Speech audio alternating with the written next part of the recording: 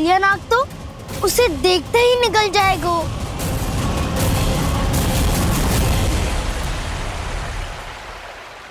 तो आरंभ से अब तक सब कुछ उसकी लीला का ही भाग था।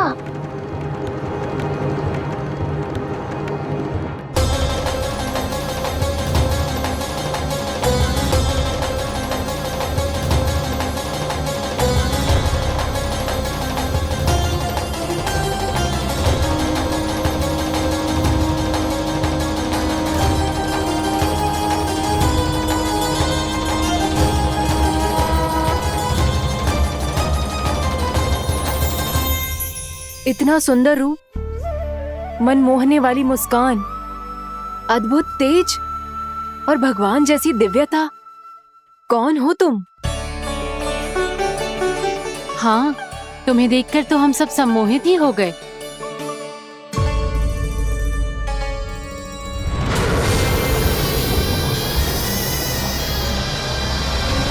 तुम जो भी हो बालक, वापस लौट जाओ।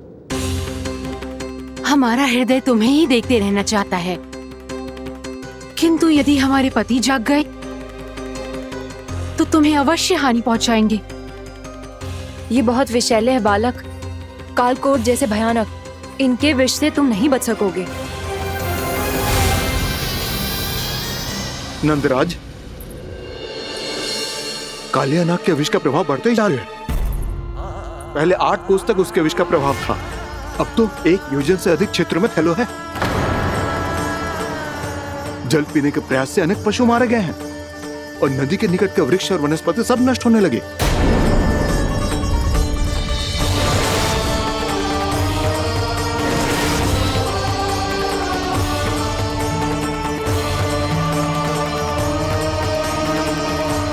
इनके विष की तीव्रता इतनी अधिक है बालक कि इनके संपर्क में आने वाले को तड़पने का भी अवसर नहीं मिलता।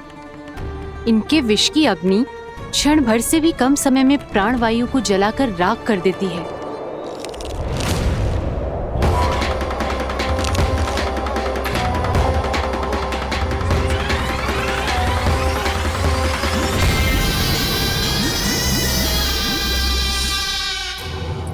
तब तो समस्या और भी गंभीर हो जाएगी। मैंने तो सुनो है कि कालिया नाग कम से कम 2 योजन लंबा है, सैकड़ों फन है उसके।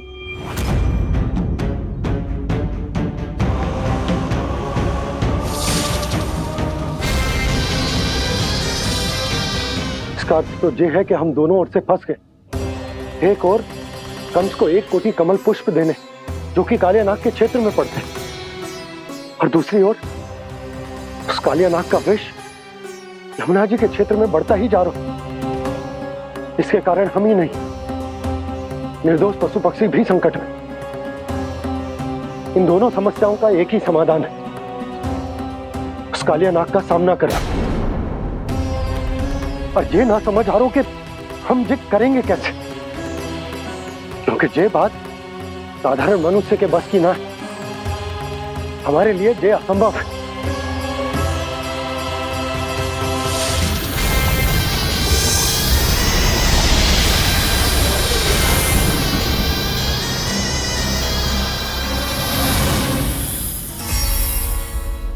अब तो तुमने अपनी आंखों से भी देख लिया बालक, ये कितने विषैले हैं।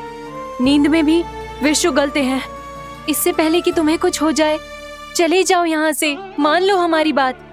आप सब मुझे जानती भी नहीं और फिर भी मेरी इतनी चिंता कर रही हैं आप। माँ की ममता भेदभाव नहीं जानती। तुम भी किसी के पुत्र हो और हम सब भी माँ हैं। एक माँ को हर बालक में अपनी ही संतान दिखाई देती है, इसलिए हम तुमसे विनती करते हैं, वापस चले जाओ, बचा लो अपने प्राण। मेरी चिंता मत कीजिए, मुझे कुछ नहीं होगा। होगा, अनर्थ होगा यदि ये उठ गए तो।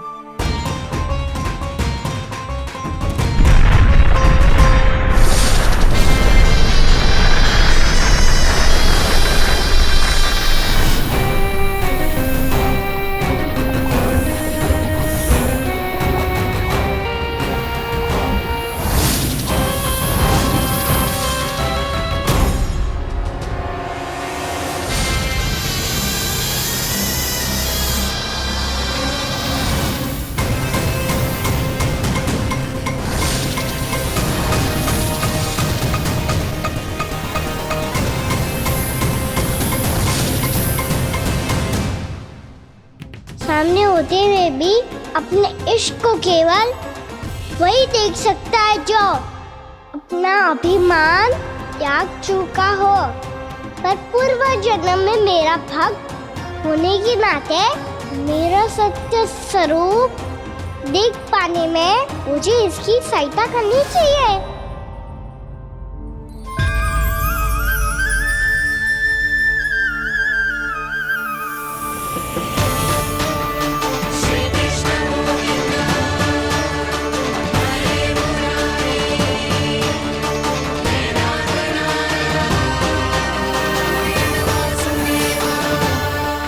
देखो हमारा छोटा सा कान्हा कैसे डट के खड़ा हुआ है, इतने विशालकाय, इतने महाभयंकर सबके सामने।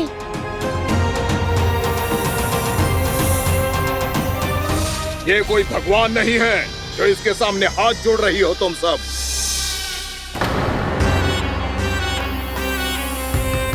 एक सामान्य साधारण बालक है ये, जो ये तक नहीं जानता कि इसके सामने है इसका काल, कालिया।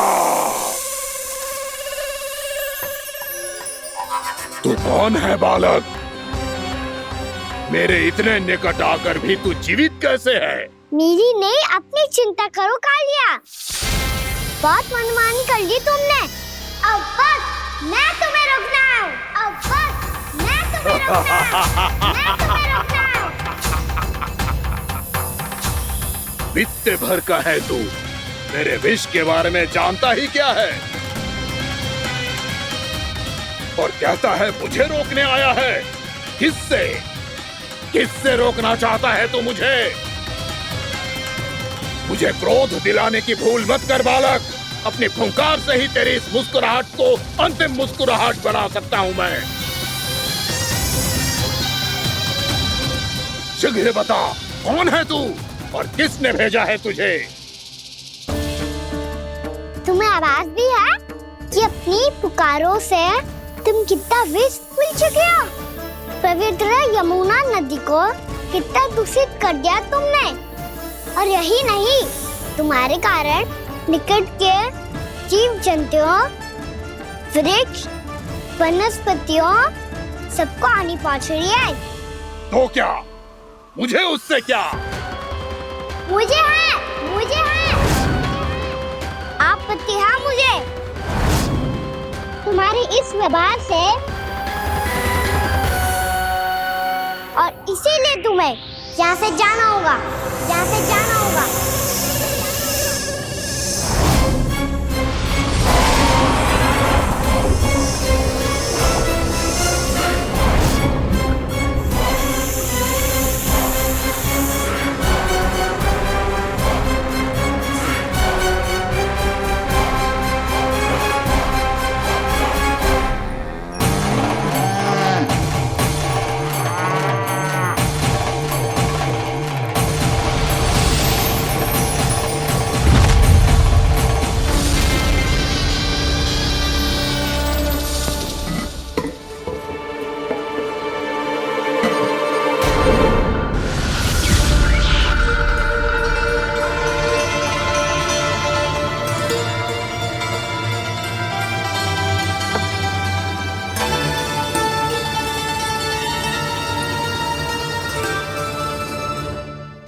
मुझे आदेश देने का साहस भी कैसे किया तूने? इस क्षेत्र को मैंने अपना राज्य बनाया है, मेरा परिवार रहता है यहाँ, और तू मुझे यहाँ से जाने के लिए कह रहा है? हाँ, क्योंकि तुम्हारे यहाँ रहने के कारण अन्य जीवों को हानि हो रही है, और मैं ऐसा नहीं होने दे सकता। मैं तो बस वही कर रहा हूँ जो एक सर्प का स्वभाव है। विष फैलाना स्वाभाविक है मेरे लिए, इसलिए मुझे चुनौती मत दे बालक। चुनौती तो मैं दे चुका हूँ कालिया। अब तो बस तुम्हें स्वीकार करनी है।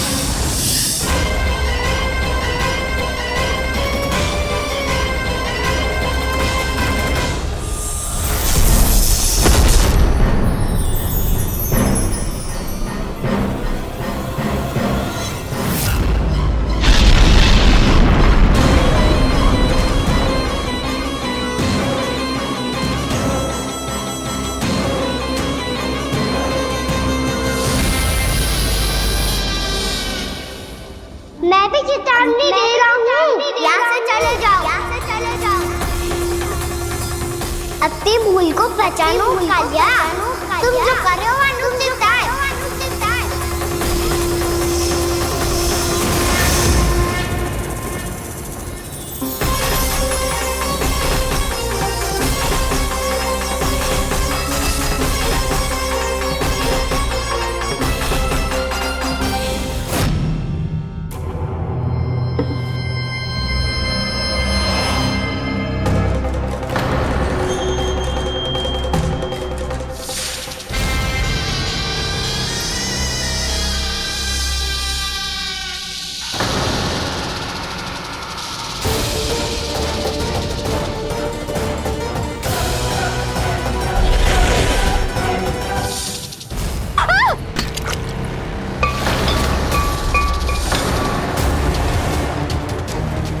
अब मैं आता हूँ। क्या हो गया सुधा? मुझे आवाज हो रहा है जी, कछु ना कछु गड़बड़ है। यशोदा, जो समस्या हमारे सामने है, हम सभी उसका समाधान खोजने में जुटे। तुम विश्वास करो, मैं कोई ना कोई समाधान अवश्य ढूंढ लूंगा। हम कैसे भी करके वो कमल के पुष्प उस कंस तक पहुंचा देंगे। नाना, समस्या उससे कहीं अधिक है, उससे कहीं अधिक बड़ी, उससे कहीं अधिक भयानक है।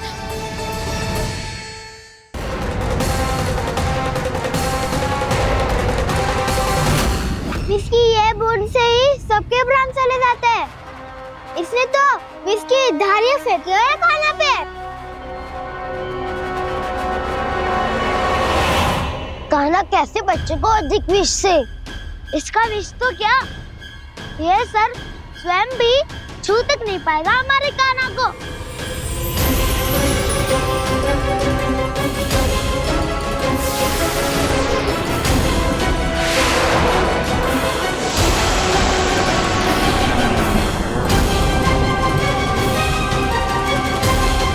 तुम्हारे सखा को, मेरे भाई को कोई हानि नहीं पहुंचा पाएगा। ये कान्हा का सत्य चाहे जो हो बलराम, पर अभी तो जो एक बालक ही है ना।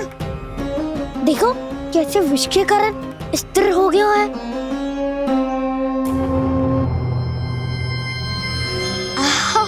हाउ सर्फ ने कितनी आसानी से अपनी पूंछ से बांध लिया है। मुझे यहाँ से भगाना चाहता था ना तू? अब मैं तुझे दिखाऊंगा अपना सामर्थ्य। ये मूर्ख किसे बांधना चाहता है अपनी पूंछ में?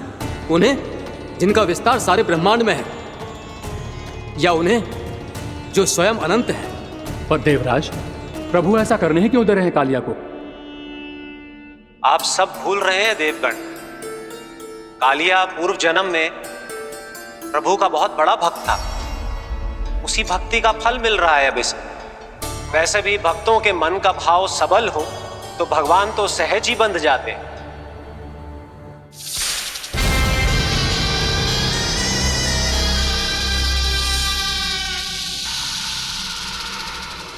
बलराम, तुमने ही तो कही थी कान्हा को कछु ना होगो। देखो दुष्ट ने चारों ओर से जकड़ लियो है।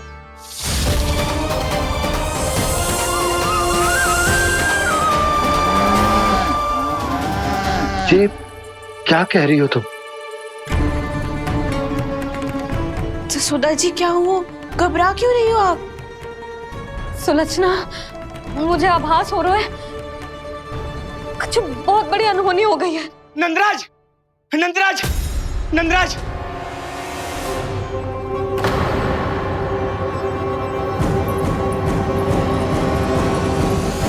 नंदराज, कान्हा ने जमदन नदी में छलांग लगा दी है। कान्हा ने जमदन नदी में छलांग लगा दी है। कान्हा ने जमदन नदी में छलांग लगा दी है। कान्हा जमुना में कूद गया है। मुझे लगा था आज कछु गड़बड़ होने वाली है।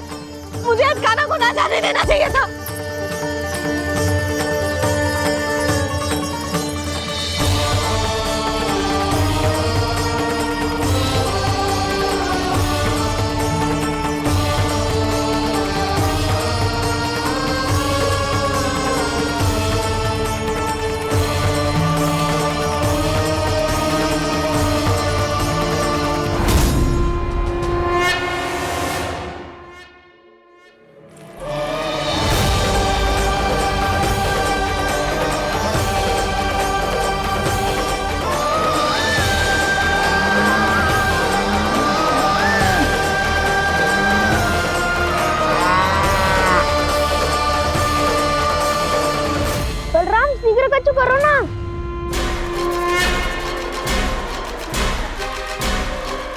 कुछ भी करो पर कान्हा को बचाओ। नाग बहुत भयंकर है, कान्हा अकेले ना संभाल पाएगा इसे।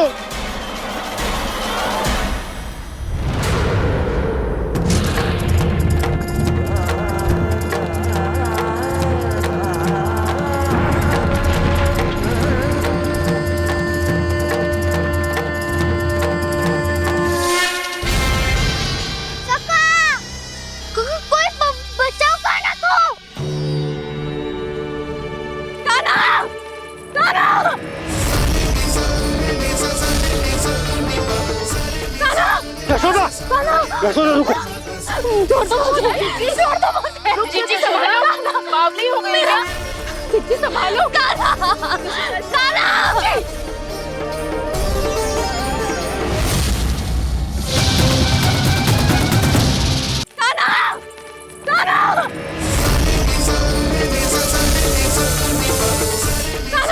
यशोदा, यशोदा रुको।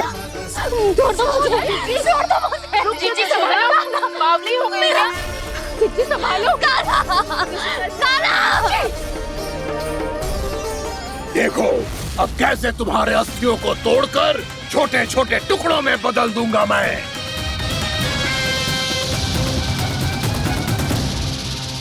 सुदाजी, आप जाओगी तो आप भी फंस जाओगी। अपने लल्ला के लिए मैं किसी भी संकट का सामना करने के लिए तैयार हूँ। छोड़ो ना यशोदा, हमें कोई और उपाय खोजना पड़ेगा। कोई और उपाय? आप देख ना रही मेरा कान्हा किस दशा में है। कान्हा मैया के वश में नहीं है, नहीं तो ये अपने लल्ला के लिए साक्षात काल का भी सामना कर ले। ये तो केवल कालिया नाग है। हे नागराज, आप मेरे प्राण ले लो पर कान्हा को छोड़ दो। ना नागराज, आप मेरे प्राण ले लो, मैं विरोध भी ना करूंगी। ना नागराज, आप मुझे मार दो पर मेरे कान्हा को छोड़ दो। ना ना ना ना नागराज, मेरे प्राण ले लो। हमारे कान्हा से क्या शत्रुता है आपकी? प्रभु के लिए जो प्रेम यशोदा मैया के हृदय में है, वही इन सभी गोपियों के हृदय में भी है।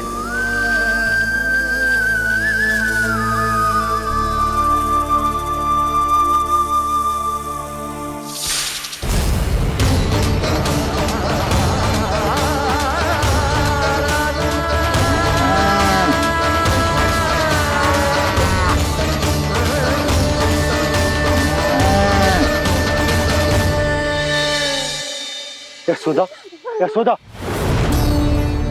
देखो इन गोपियों को, इन गैयाओं को।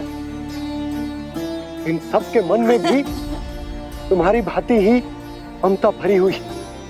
वो सब भी कान्हा से उतना ही प्रेम और स्नेह करती है, उतनी ही ममता से भरी हुई है जितनी कि तुम।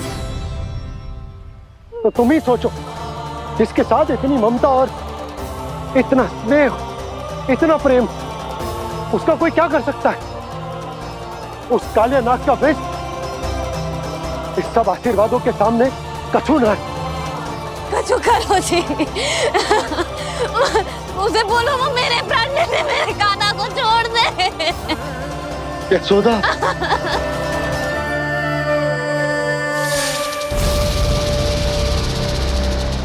केवल इन्हीं में नहीं देवराज, नाग पत्नियों के हृदय में भी ममता का वही प्रेम उमड़ रहा है। देखिए। मैं आपके हाथ जोड़ती हूँ स्वामी, इस बालक को छोड़ दीजिए। ये अवश्य ही कोई दिव्य आत्मा है स्वामी। हम आपसे विनती करते हैं स्वामी, इस नन्हे बालक को हानि मत पहुंचाइए स्वामी। मेरी पत्नियां मेरे ही शत्रु के लिए विनती कर रही हैं। अब यदि इसके पक्ष में एक शब्द भी कहा तुम सबने, तो मैं इस बालक से पहले तुम सबके प्राण ले लूंगा। हो रहा प्रसन्न नाग कालिया, विजय को निश्चित जान।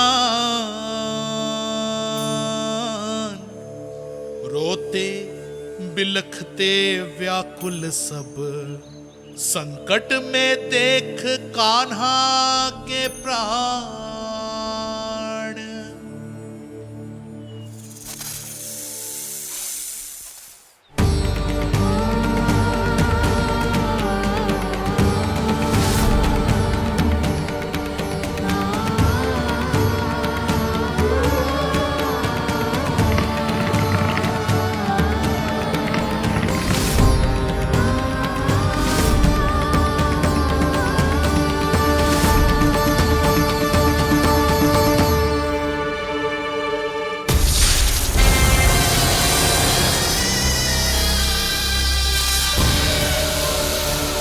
कुछ करो जी, मेरे लल्ला को बचा लो, कोई तो कुछ करो।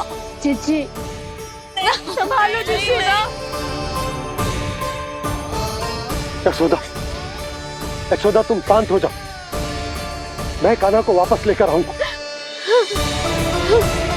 मैं रक्षा करूंगा उसकी। ना नंदराज, नंदराज नहीं, कम से कम आप तो समझो नंदराज, कालिया के पास आप जाओगे तो आप भी फंस जाओगे।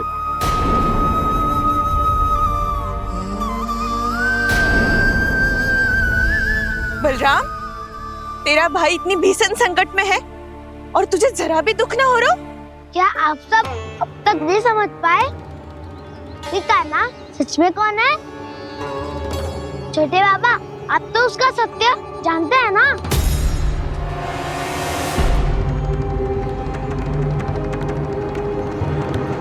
मानता हूँ कि आप सब कान्हा के रहस्य के बारे में नहीं जानते, पर क्या उसके जन्म से आज तक घटी एक से बढ़कर एक विचित्र घटनाओं को भी भूल गए हैं आप सब? भूल गए हैं कि कैसी पूतना जैसी राक्षसी उसका कुछ बिगाड़ नहीं पाई, कैसे तरनावती जैसा भयानक राक्षस उसे एक खरोच भी नहीं दे पाया था।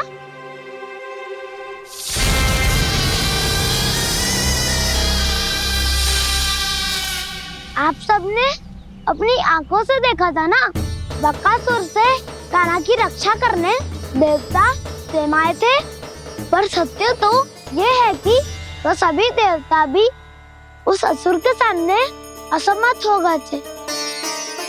तब कान्हा ने बहुत ही आसानी से उस भयंकर असुर का वध किया था, एक ही बार में धराशायी कर दिया था उसे।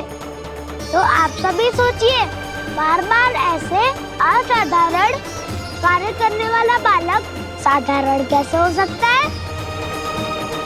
अब तो आरंभ से ही सारा सत्य जानते हैं छोटे बाबा। रहस्य छुपाने में सदैव कान्हा की सहायता करते आए हैं आप, और आज आप स्वयं ही उसके सत्य को भूल रहे हैं। और तुम सब भी तो जानते हो कान्हा की शक्तियों के बारे में, तो क्या तनिक भी विश्वास ना है अपने सखा पे? बलराम जी, तू क्या कह रहे है? मैंने जो कहा उसका एक एक शब्द सत्य है छोटी माँ। यदि प्रभु की इच्छा हुई तभी कुछ ही क्षणों में सब कुछ अपनी आंखों से स्वयं अनुभव कर लेंगे आप।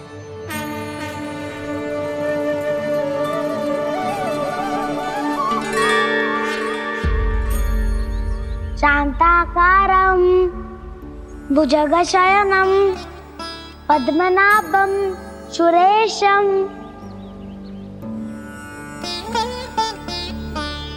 विश्वाधारं गगनसदृशं मेघवर्णं शुभांगं लक्ष्मीकान्तं कमलनयनं योगी वीरध्यानगम्यं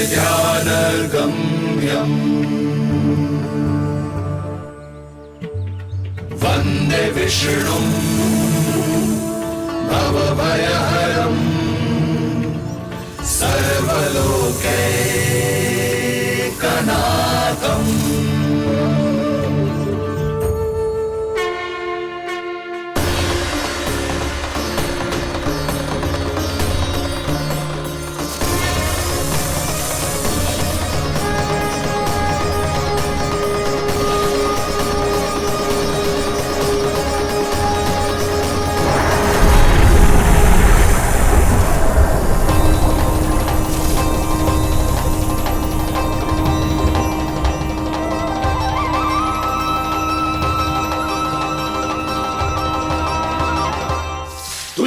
लगता है बालक कि तू मेरी जकड़ से निकल गया तो अब बच जाएगा तू?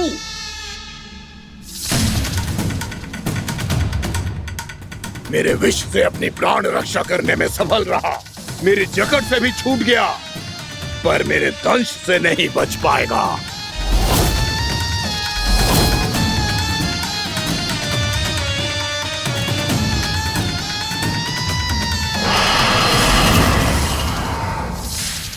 अब भय से भाग रहा है, पर मैं तुझे मृत्यु देकर रहूंगा।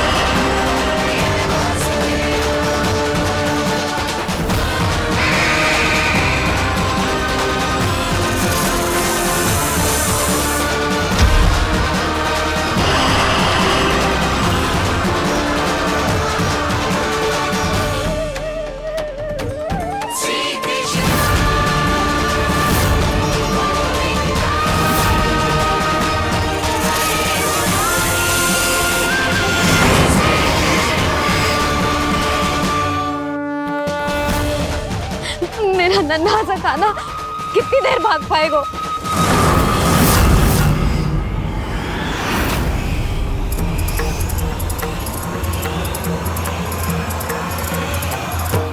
और कितनी प्रतीक्षा करोगे मेरी भक्त कालिया? भक्त नहीं, काल हूं मैं तेरा।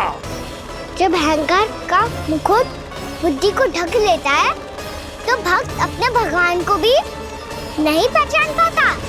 व्यर्थ की पहेली में मत उलझा बालक, ना मैं भक्त हूँ और ना तू भगवान।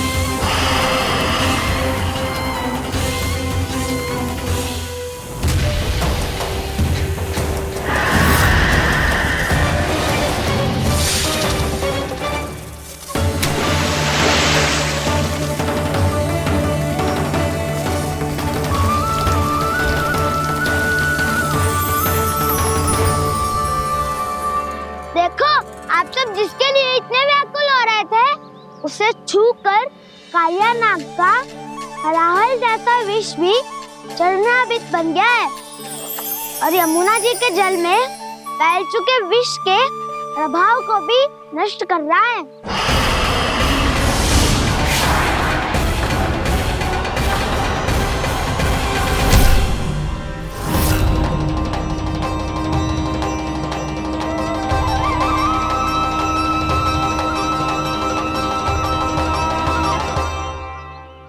धर्म रक्षक अधर्म विनाशक प्रभु श्री कृष्ण का कौशल सचमुच अद्वितीय है। नारायण नारायण।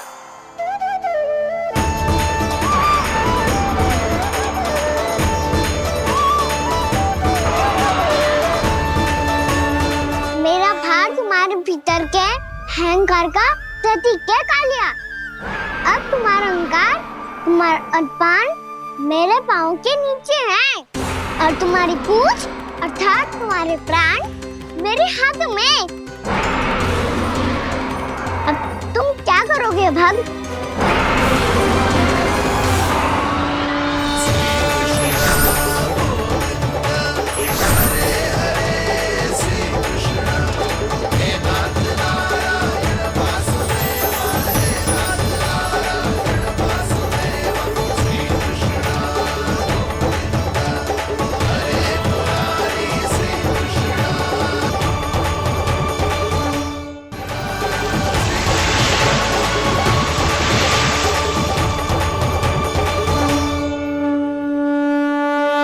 प्रभु, भले ये आपको पहचानने में असमर्थ हो, पर हम सब ने आपको पहचान लिया है।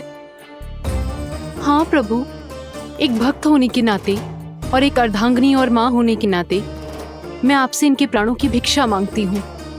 अपनी कृपा दिखाइए और इन्हें क्षमा कर दीजिए। आपके लिए मित्र और शत्रु में कोई अंतर नहीं प्रभु।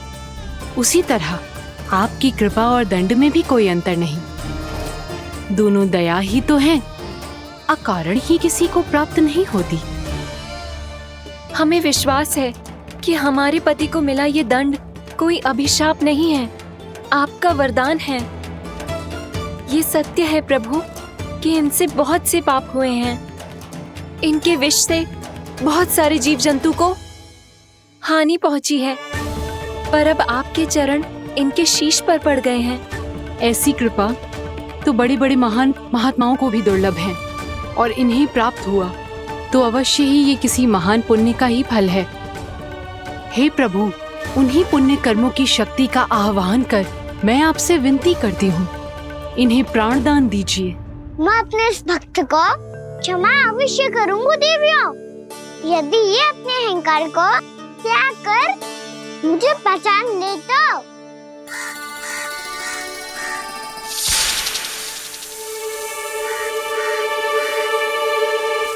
मैं तुम्हें श्राप देता हूँ, जितनी विषैली तुम्हारी जिह्वा है उतने ही विषैले सर्प बन जाओ तुम।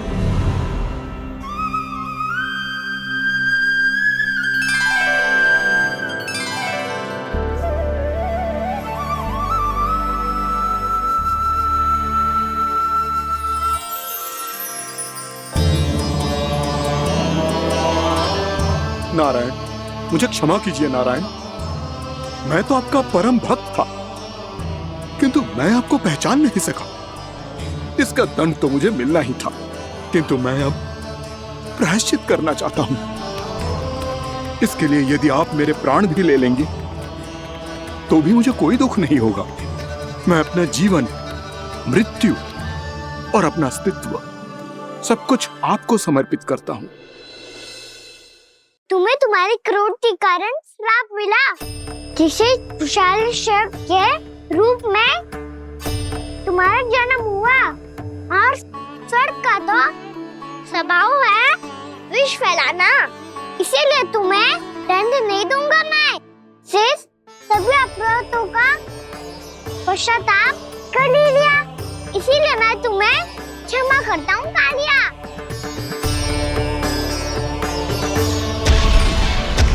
पर तुम्हें यहाँ से दूर समुद्र के बीच जाकर रहना होगा, जहाँ किसी निर्दोष का जीवन तुम्हारे विष से प्रभावित न हो।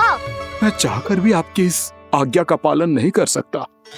मैं असमर्थ हूँ प्रभु, क्योंकि यदि मैं इस क्षेत्र को छोड़कर गया तो मेरी मृत्यु निश्चित है। आपसे क्या छुपा है प्रभु? आप तो जानते हैं कि सर्प जाति और आपके वाहन गरुड़ के बीच अनंत शत्रुता चल रही है, जिसका प्रारंभ नागों के द्वीप नागालय से हुआ था। उस द्वीप पर छोटे जीवों को निगल जाने के लिए सर्प थे, और गरुड़ को सर्पों का स्वाद बहुत प्रिय था, इसलिए वो बार बार नाग द्वीप जाने लगा था। पर इस कारण पूरी सर्प जाति उससे आतंकित हो गई थी। इसलिए जब भी गरुड़ वहां पहुंचता तो सभी सर्प छिपने लगते। जब गरुड़ को इसका आभास हुआ तो उसे बड़ा क्रोध आया और वो उत्तेजना में भरकर सर्पों का शिकार करने लगा। भूख ना होने पर भी उन्हें मारने लगा। अब सर्पों के प्राण हरना उसके लिए खेल बन गया था। इस भीषण समस्या का समाधान ढूंढने के लिए पूरी सर्प जाति महान सर्प वासुकी के सामने इकट्ठी हुई। हे महान वासुकी, हमारी सहायता कीजिए। नागद्वीप पर गरुड़ ने आतंक मचा दिया है। पहले तो वो हमें अपना भोजन बनाता था, लेकिन अब हम उसके खेल का साधन बन चुके हैं। भूख हो या ना हो, जब तब आकर वो हमारे प्राण हर लेता है। अनुचित हिंसा के इस प्रथा का आरंभ सर्पों ने ही किया है। पहले आप सबने पूरे द्वीप पर अधिकार कर लिया, फिर आहार के साथ साथ आनंद के लिए भी आप सभी ने निर्दोष जीवों की हत्या की। और जब सृष्टि का संतुलन बनाए रखने के लिए गरुड़ आपको अपना आहार बनाने आया तो आप सब अपने प्राणों की रक्षा के लिए छिपने लगे। तो फिर गरुड़ का उत्तेजित होना तो स्वाभाविक ही था। नागनाथ, जो हमने अन्य जीवों के साथ किया वही अब हमारे साथ हो रहा है, परंतु ये भी तो सृष्टि के संतुलन के विरुद्ध ही है ना? अवश्य है, इसलिए मैं गरुड़ से चर्चा करूंगा। धन्यवाद प्रभु।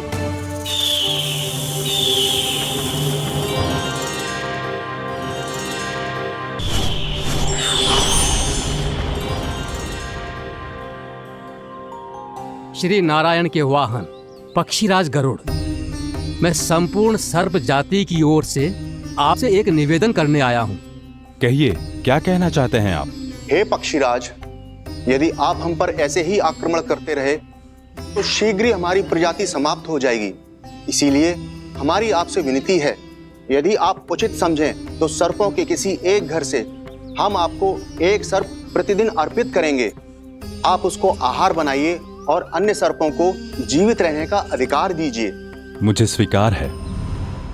तब से प्रतिदिन किसी एक घर से एक सर्प गरुड़ के भोजन के लिए भेजा जाने लगा। समय के साथ मेरे घर की भी बारी आई, परंतु मैंने एक बहुत बड़ी भूल कर दी। समय आ गया है स्वामी, आज गरुड़ के आहार के लिए इसे चुना गया है। कौन है यह गरुड़ और क्यों दूं मैं इसे कोई भेंट? स्वामी, सभी सर्प राज्यों और गरुड़ के बीच में यही समझौता हुआ है, हमें इसका सम्मान करना ही होगा। मैंने कोई समझौता नहीं किया, मैंने कोई वचन नहीं दिया और ना ही मैं किसी गरुड़ से भयभीत होता हूँ। यदि इस राज्य में किसी को सर्पों को अपना आहार बनाने का अधिकार है तो वो केवल मुझे है।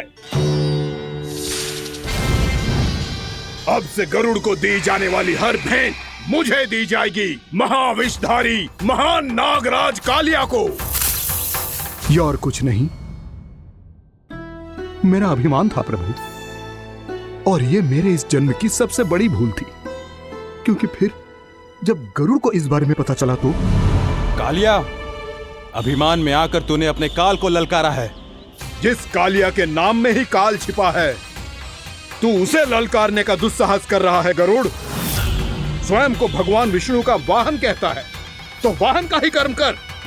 स्मरण रख, इस धरती के सर्वश्रेष्ठ योद्धाओं के लिए भी मैं मृत्यु का दूत हूँ।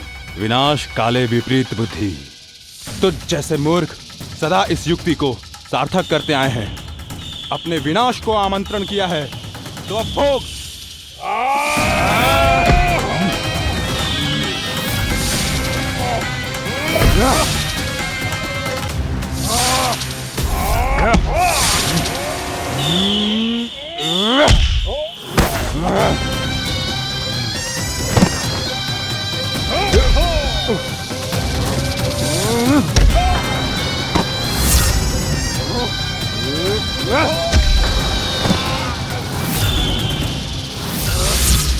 जिसने मेरा भोजन चुराने की धृष्टता की है वो इसी योग्य है। तू मुझे जानता नहीं है गरुड़, मैं महाविषधारी नाग कालिया हूँ। तेरा इतना दुस्साहस कि तूने मुझ पर चरण से प्रहार किया। वाह!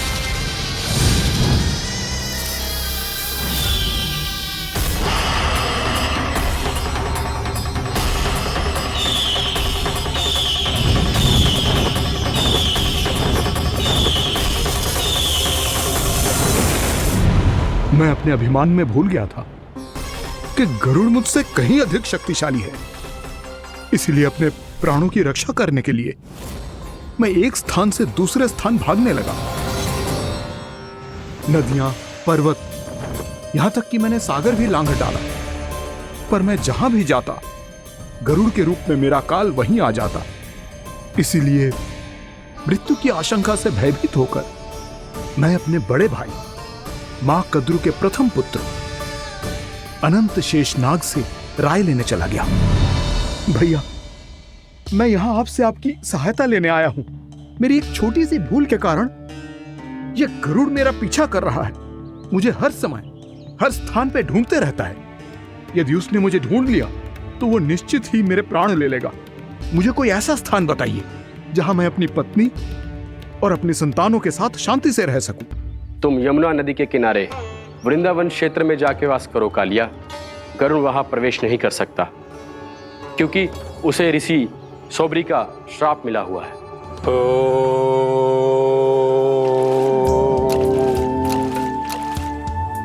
ध्यान और तपस्या का नित्य कर्म करते हुए ऋषि के मन में मछलियों के प्रति प्रेम भाव इतना बढ़ गया कि वो भूल गए सभी जीव खाद्य श्रृंखला का भाग होते हैं, और मछलियां भी इस नियम की अपवाद नहीं है।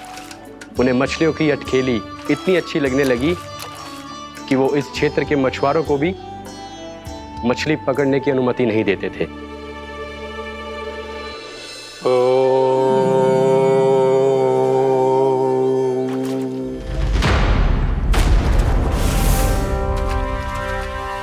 उस दिन वो उस पक्षी को नहीं रोक पाए, पर तब से सावधान रहने लगे। यहां तक कि अपने साधना से भी अधिक ध्यान वो पक्षियों पर केंद्रित करने लगे। ठहरो! इसी क्षण अपनी चोंच में पकड़ी इस मछली को छोड़ दो। तुम्हें इन मछलियों का आहार नहीं करना चाहिए पक्षीराज। ये तो खाद्य श्रृंखला का नियम है ऋषिवर। यदि मैं इनका आहार नहीं करूंगा तो कोई और पक्षी कर लेगा। मैं अपने आनंद या प्रतिशोध के लिए इनके प्राण नहीं ले रहा। ये तो बस मेरा भोजन है। पर यह मेरा तपस्या स्थल है। तुम यहाँ शिकार करके मेरी साधना में विघ्न नहीं डाल सकते पक्षीराज। यदि आपकी यही इच्छा है तो मैं आज के बाद यहाँ नहीं आऊंगा।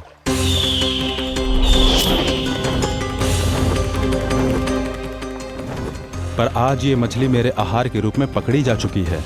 मैं वचन देता हूँ ऋषिवर, इस स्थान पर यह मेरा अंतिम शिकार होगा।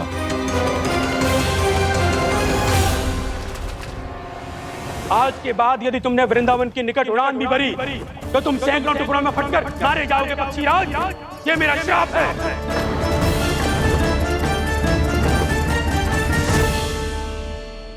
और इसीलिए भैया शेषनाग के सुझाव के अनुसार मैं यहां आ गया। पर अब यदि मैं कहीं और जाऊंगा तो मेरे प्राण नहीं बचेंगे प्रभु। निश्चिंत रहो कालिया, अब से गरुड़ तुम्हें कोई हानि नहीं पहुंचाएगा।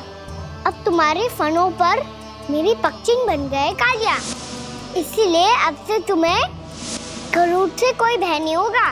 निश्चिंत होकर अपने परिवार के साथ गहरे समुद्र में चले जाओ और सुख से शांति से निवास करो।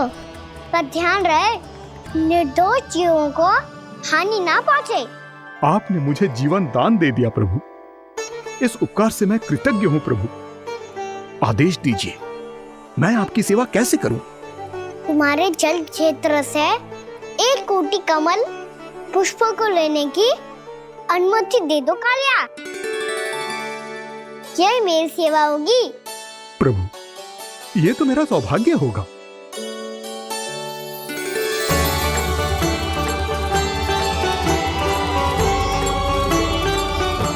एक कोटि के स्थान पर हम 3 कोटि कमल पुष्प ले आए प्रभु। मैं तुम्हारी सेवा भाव से प्रसन्न हुआ कालिया। रमनक द्वीप पर चले जाओ ताकि तुम्हारे कारण फिर कभी किसी निर्दोष जीव को हानि ना पहुंचे और न ही तुम्हारा विष मेरे प्रिय यमुना नदी के जल को दूषित कर पाए। मैं तुम्हें आशीर्वाद देता हूँ। आज यहाँ मेरे द्वारा तुम्हें दिए गए इस आदेश का स्मरण जो भी भक्त करेगा और प्रातः काल और संध्या काल में इसका उच्चारण करेगा, उसे फिर कभी किसी संकट से कोई भय नहीं होगा। ये स्थान अब से कालियाकुंड के नाम से जाना जाएगा। यहाँ पर स्नान करने वाला और देवताओं को इस क्षेत्र से जल का अर्घ्य देकर प्रसन्न करने वाला भक्त यदि मेरा स्मरण करके पास रखेगा तो वो अपने सभी पापों से शीघ्र ही मुक्त हो जाएगा।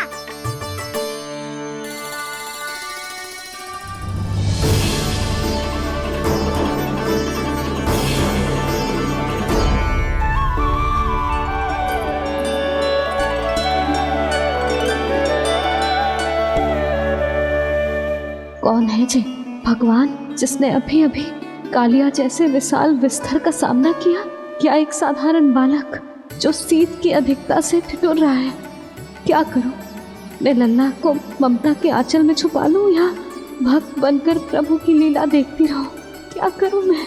कितना ठंडा था जल, बहुत सर्दी लग रही है। सर्दी से तड़पते हुए कैसे देखूं इसे? अभी जाके अपने पल्लू से सुखाती हूँ। हृदय से लगा के स्नेह की आंच दूंगी तो सर्दी पल भर में छूमंतर हो जाएगी।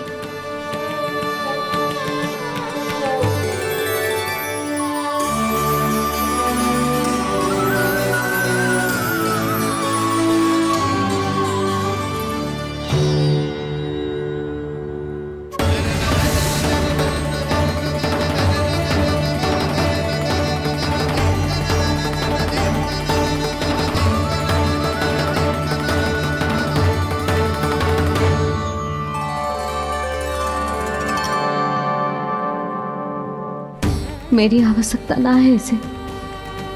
ये तो सच्ची में भगवान ही है जिसकी ठंड दूर करने के लिए स्वयं द्वादश आदित्य प्रकट हो गए हैं।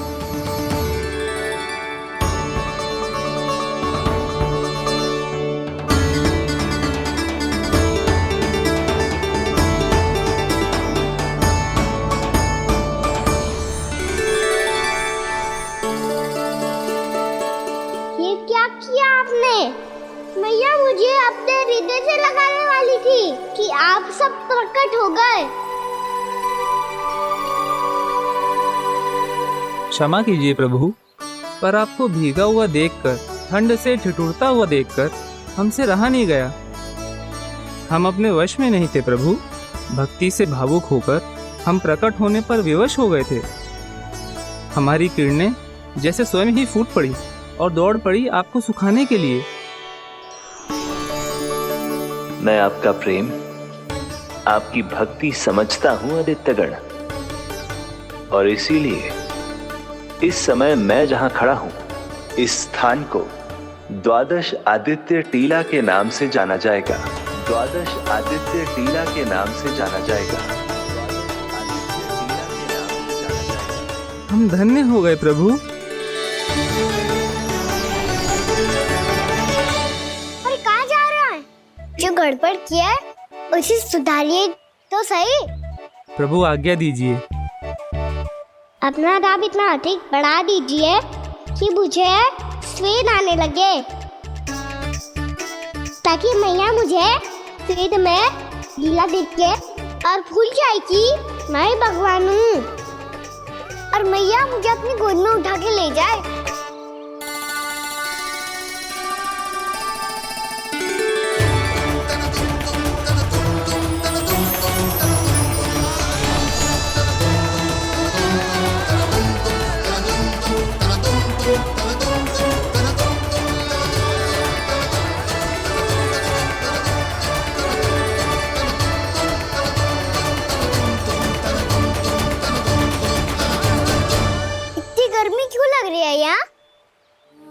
स्वेद की एक बूंद भी आती थी तो मैं अपना आंचल लेकर पहुंच जाती थी इसके पास। जानती ही नहीं थी कि चेतु स्वयं वायुदेव को आदेश दे सकते हैं कि वो बहने लगे और उसका सारा स्वेद सुखा दे। वायुदेव की आवश्यकता नहीं है मैया, मुझे आप ही चाहिए लगता है जिस बात का भय था वही सत्य होने लगी है। भैया मेरे भगवान रूप को भूल नहीं पाएगी और अब मेरे लिए उनके सत्य छुपा कर रख पाना कठिन हो जाएगा। कृष्णा कृष्णा हरे कृष्णा कृष्णा कृष्णा मुरली मनोहर कृष्णा गोपाला गोविंदा हे दामोदरा।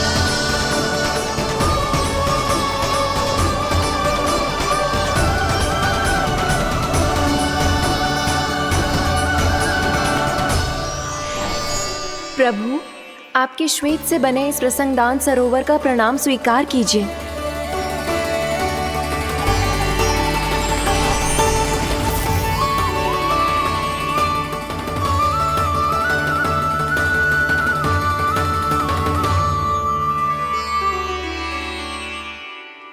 ओहो, इस चमत्कार को देखकर भैया को और भी अधिक विश्वास हो जाएगा कि मैं भगवानी हूँ। अब कैसे मनाऊं मैया को कि मैं इनका लाई हूँ। बाबा है ना, अब तो यही सहायता करेंगे। श्री कृष्णा गोविंदा हरे हरे श्री कृष्णा गोविंदा हरे हरे श्री कृष्णा हरे मुरारी श्री कृष्णा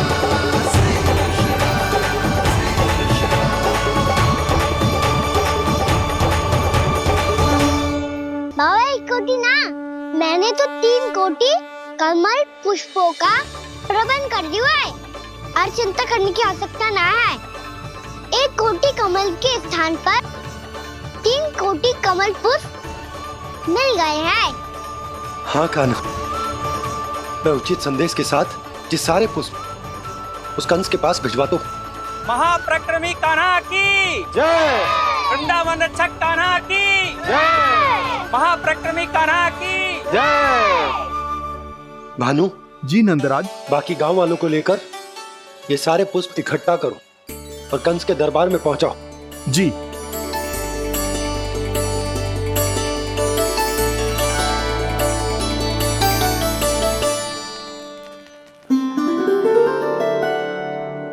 मैया, कौन हो तुम?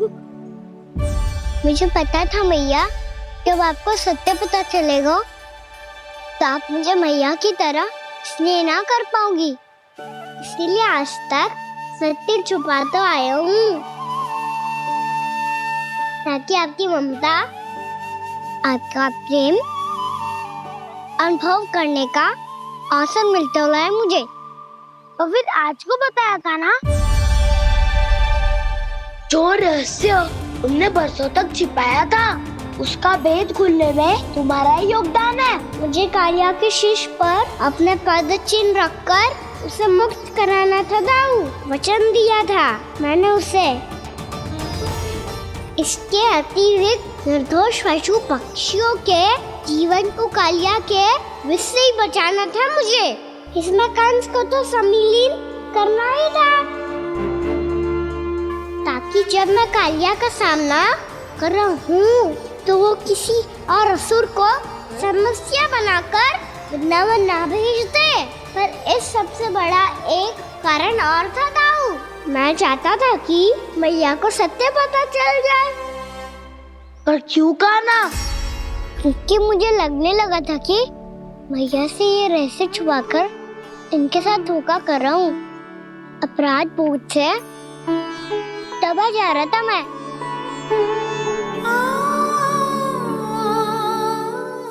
जो सत्य आपको, बाबा को, सभी को पता है, यहाँ तक कि मेरे सखा भी जानते हैं, वो सत्य मैंने मैया से छिपाया केवल इसी लोक में कि मुझे इनकी ममता प्राप्त होती रहे। पर ऐसा करके मैं अपने से निस्वार्थ प्रेम करने वाली मैया को धोखा दे रहा था।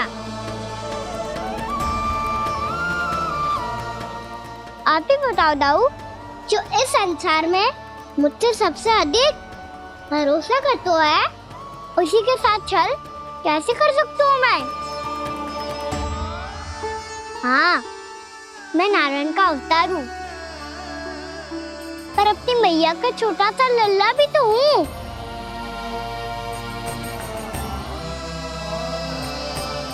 इसीलिए तो यमुना जी में छलांग लगाने का एक कारण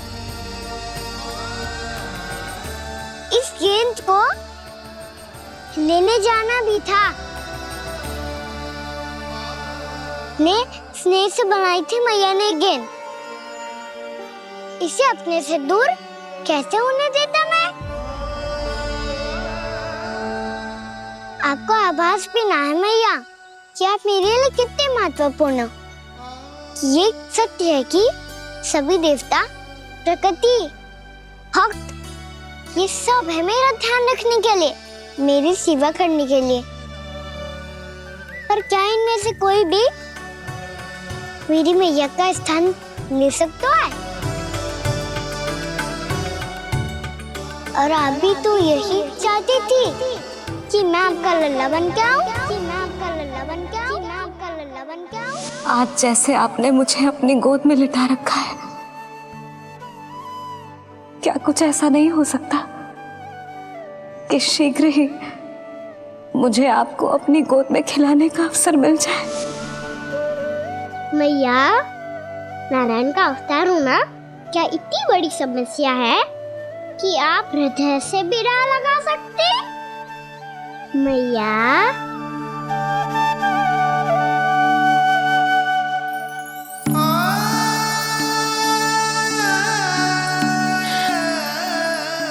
मेरा कान्हा, मेरा लल्ला।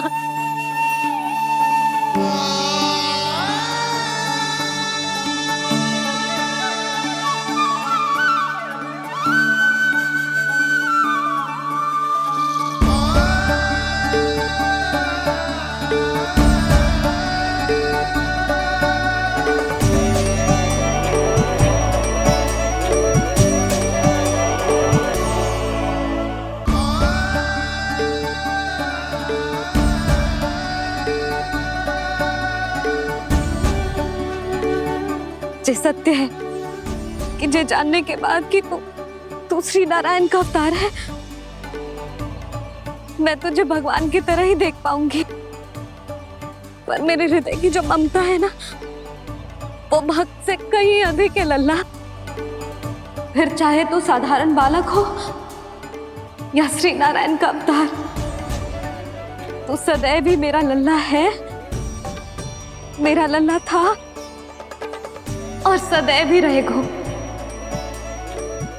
यशोमती मैया का नंद लाला, यशोमती मैया का नंद लाला।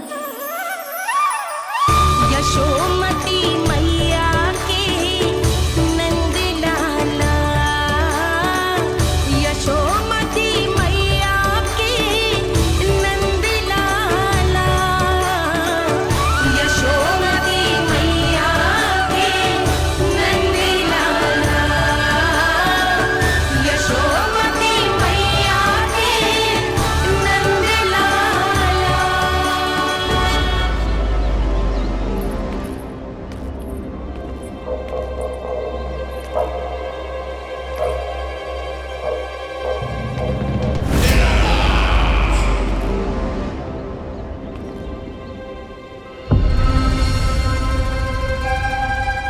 क्या है ये साला? वृंदावन से पत्र आया है महाराज। विनती की गई है कि इसे आपके सामने पढ़ा जाए। पढ़ो। शीघ्र करो। महाराज कंस, पूजा के लिए आपको 1 कोटि कमल पुष्पों की आवश्यकता थी। वृंदावन वासियों की ओर से मैं आपको 3 कोटि पुष्पों की भेंट भेज रहे हूँ। कृपया अतिरिक्त पुष्पों को अपनी गोप प्रजा की विनम्र श्रद्धांजलि समझकर स्वीकार करो महाराज। आपको ये जानकर प्रसन्नता होगी कि जैसे ही मेरा पुत्र कृष्ण कालिया नाग के सामने पहुंचो, वो महाभयंकर नाग भी आपके भय से कांप उठा और स्वयं ही ये सभी पुष्प हमारे द्वार पे पहुंचा गो। यदि आपको अब भी आवश्यकता हो तो और भी पुष्पों का प्रबंध किया जा सकता है। आपका विनीत गोपराज नंद। हमारा संघर्ष अभी समाप्त नहीं हुआ है विष्णु अवतार। यशोमती मैया का नंदलाला। पत्र में लिखा है महाराज, उसे इसी नाम से बुलाया जाना प्रिय है।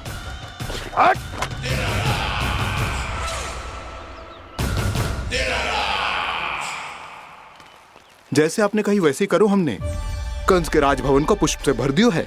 मुझे तो ऐसा लग रही है इतने पुष्प देख के कंस को चक्कर आ जाएंगे। आपका पत्र पढ़ के उसे ये समझ में आगा होगा कि वृंदावन वासियों से उलझना ठीक ना है उसके लिए।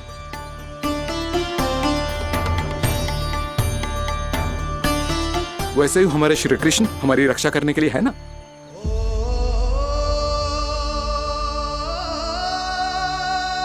सूर्यास्त होने वाला है, हमें अब घर चलना चाहिए।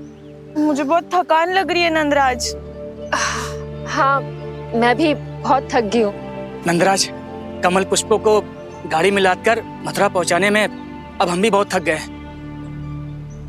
तो आप सब लोग रात्रि को यहाँ रुकना चाहते हैं? वैसे सुझाव तो अच्छा है नंदराज। अब कालिया नाग के स्थान से जाने के बाद प्रकृति कितनी खिल उठी है, क्यों जसोदा जी?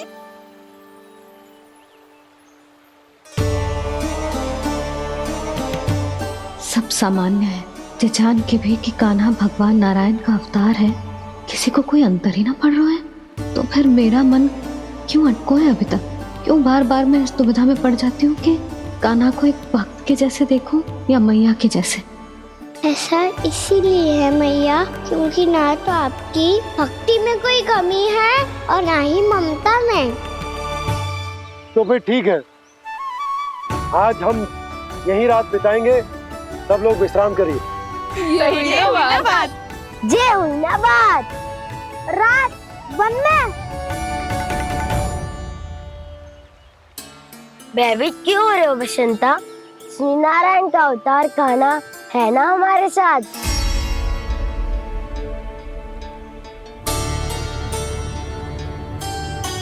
लगता है कोई मैया को भूलने ही नहीं देगा कि मैं नारायण का अवतार हूँ।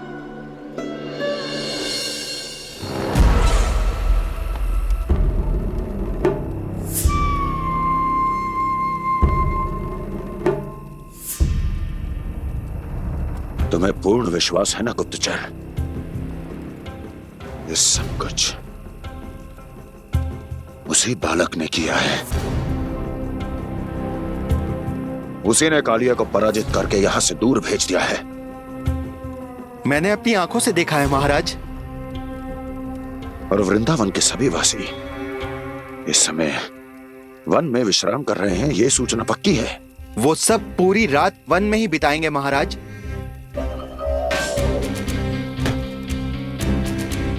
मेरी रातों की नींद छीनकर वो वन में आनंद कर रहे हैं।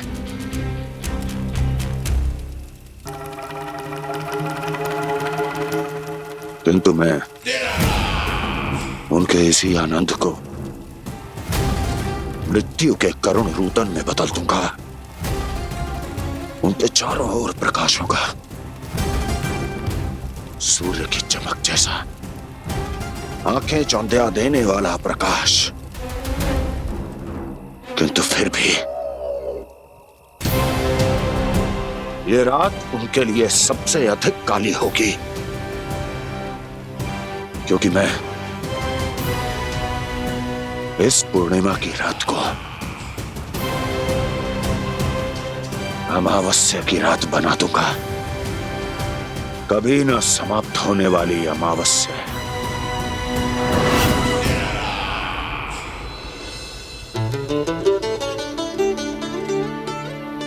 भाभी देखो, वन देवी प्रसाद के लिए जे केले लाई हूँ मैं। हाँ दिखा तो। इसमें से पके केले कान्हा के लिए चुन लेती हूँ। पर वो तो नारायण का अवतार है, उसके लिए फल कैसे चुनूं मैं? जो उसके हाथ में आएगा अपने आप ही मीठा हो जाएगा। भाभी क्या होगा? रुकी हो गई? कछु ना दिखा।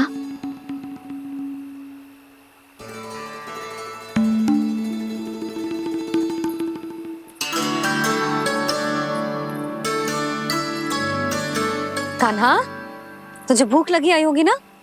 भैया आप खिलाओ ना। अच्छा।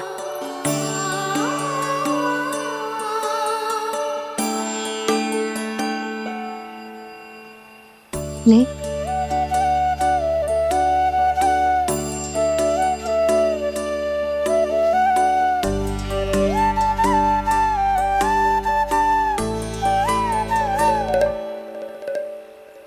भैया के व्यवहार में बदलाव आ रहा है।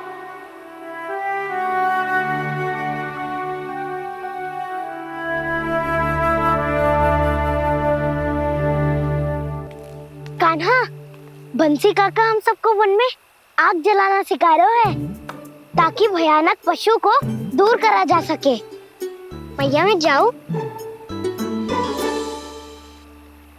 भैया अग्नि जलाने जाऊं? हाँ जा। भैया तो चुपचाप जाने दे रही है, पहले जैसे चिंता भी नहीं कर रही है अब।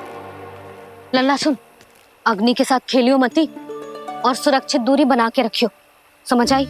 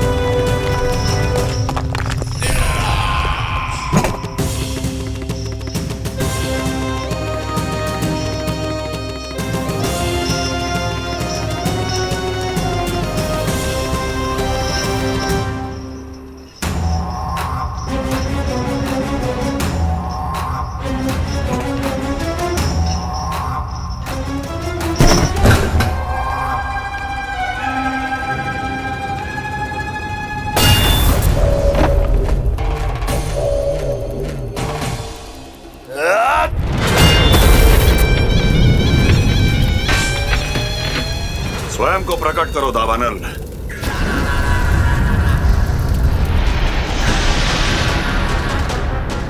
प्रणाम महाराज। महाराज कंस, इस कारागार से मुक्त करवाने के लिए आपका बहुत बहुत धन्यवाद। बताइए, इस उपकार का ऋण कैसे चुकाऊं? बस वही करो दावानल जो तुम्हें सबसे अधिक प्रिय है। अपने नाम को स्वयं सार्थक करो। जला दो, पूरे वृंदावन को जला दो। कीट, पशु, पक्षी, वनस्पतियां, वृक्ष, यहां तक के मानव भी, कोई भी जीवित प्राणी जीवित नहीं बचना चाहिए। जला दो सबको, सबको। आपकी आज्ञा ही मेरी इच्छा है और आपकी इच्छा ही मेरी आज्ञा। तुम सबने देखो अजय, अधिक कठिन ना है ये। 2 पत्थर हाथ में पकड़ ले, ऐसे रगड़ लो है, चिंगारी निकलेगी, घास फूस अग्नि पकड़ेगी और भक्क से जल जाएगा। लो करो, लो सुबल।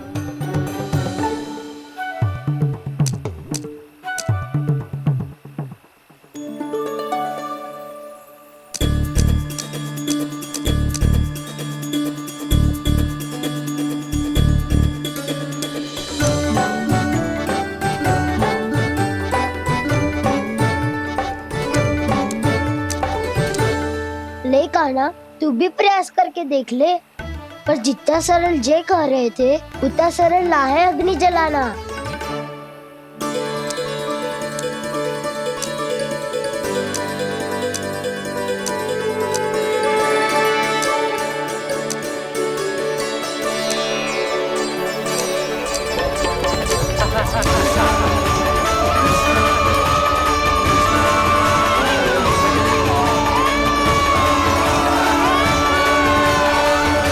ये तो श्री नारायण का अवतार है। संसार की सारी अग्नि इसके नियंत्रण में है, तो फिर एक चिंगारी उत्पन्न करना कौन सी बड़ी बात है।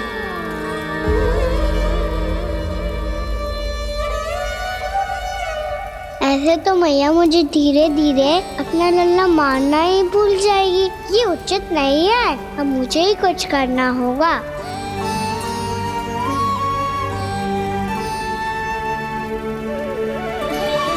कान्हा, ऐसे मत करो, लग जाएगी।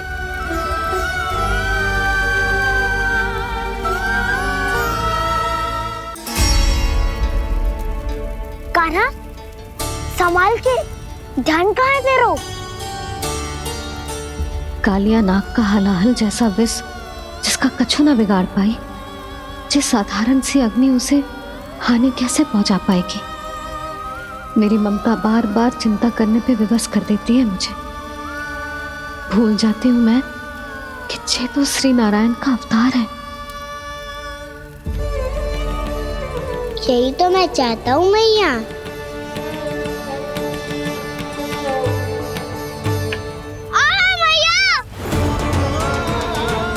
कान्हा, कान्हा, देखा देखा, कहाँ लगी? हाँ, बोला था ना अग्नि से दूर रहने। दिखा, जले का चिन्ह ना है।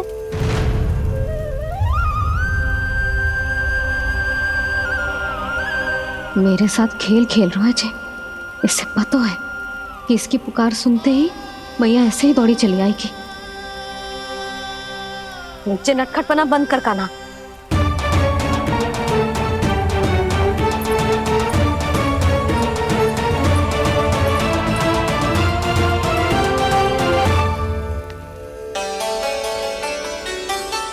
यशोदा, आ जाओ, कान्हा को भी बुला लो।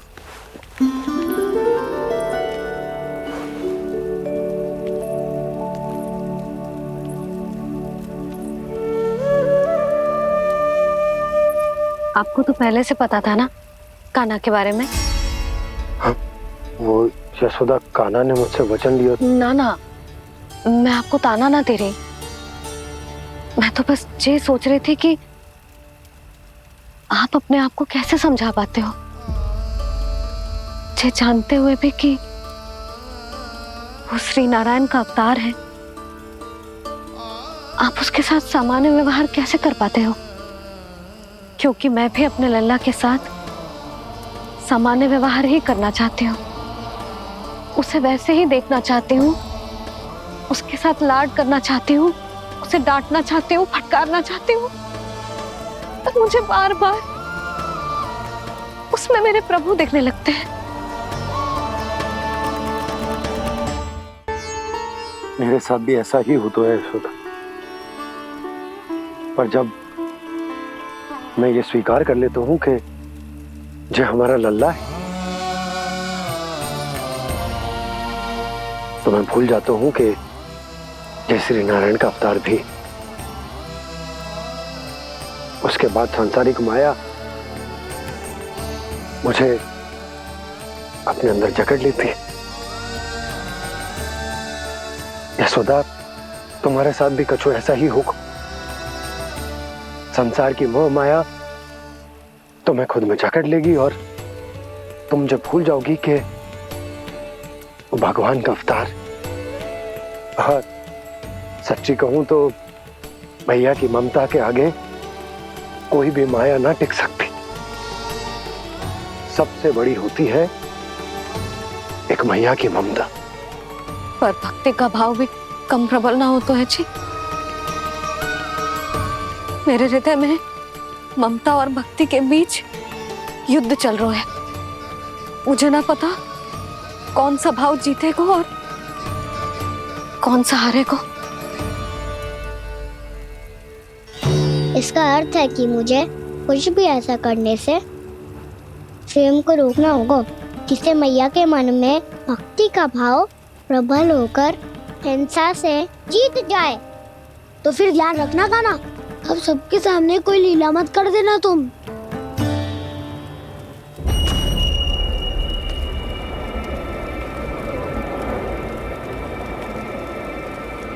वो देखो, वो वहां बैठे हैं सब कोने में। किसी भी कोने में क्यों ना छिपा हो, आज तो जलेगा पूरा वृंदावन ही। मुझे फैला दो यहां और फिर जाओ महाराज कंस को सूचना दो कि उनका कार्य हो गया है। महाराज का आदेश स्मरण है ना, वृंदावन का कोई भी आदमी आज जीवित नहीं रहना चाहिए। अग्नि को जलाना मत सिखाओ, जाओ मुझे अपना कार्य करने दो।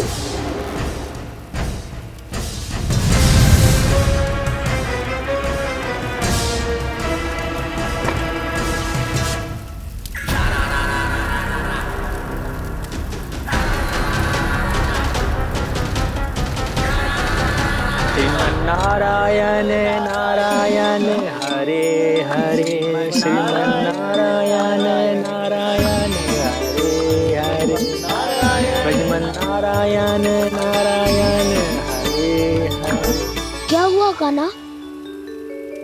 मैंने आपको कहा था ना कि मैं कोई लीला ना करूं, पर देखो कंस मामा ने असुर वृंदावन को भेज दिया है।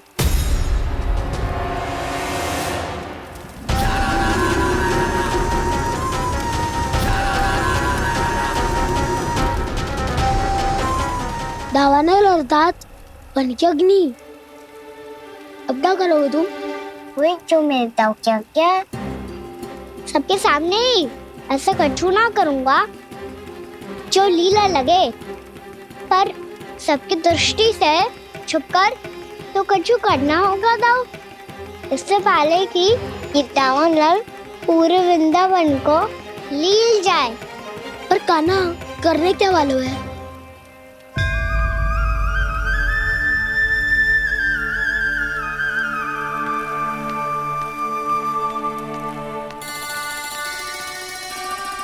भैया बहुत थको, सुला दो ना। आजा।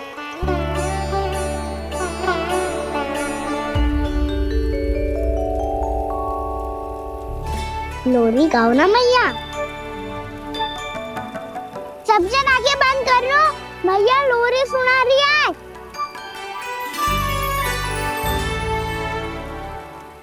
तो ये है तुम्हारी योजना?